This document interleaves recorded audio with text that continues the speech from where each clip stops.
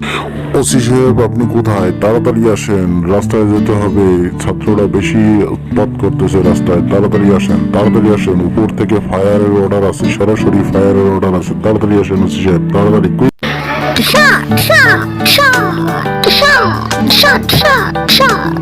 দ্রুত গুলি করেন, গুলি করেন।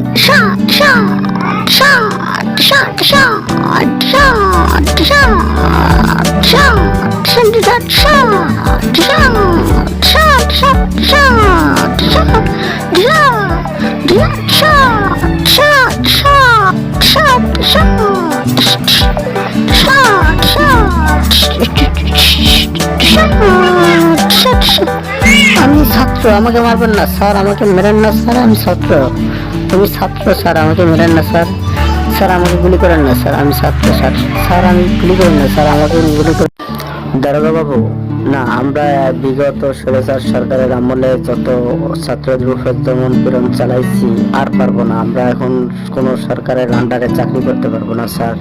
আমরা দারোগা বাবু ভালো হয়ে যেতে হবে। আমরা এখন তো বিগত সরকারের আমলে আমরা যা করছি এটা আমাদের আসলেও ভুল হয়েছে, কারণ সরকারের আন্ডারে থেকে মন্ত্রী ম্যাজিস্ট্রেটের কথা শুনতে যাই আজকে জনগণের শত্রু হইলাম। জনগণ ক্ষিপ্ত আমাদের উপরে, জনগণ এত পরিমাণ আমাদের উপরে ক্ষিপ্ত যে ক্ষিপ্তর কারণে আমাদের পুলিশ বাহিনীকে মারছে।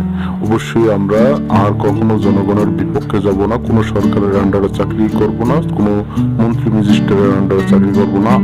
আমরাই শুধুমাত্র সুন্দরভাবে চলার চেষ্টা করব, জনগণের পক্ষে থাকবো সবসময়। জনগণ কেন আমাদের দুশমন? ইয়েস স্যার, অবশ্যই স্যার।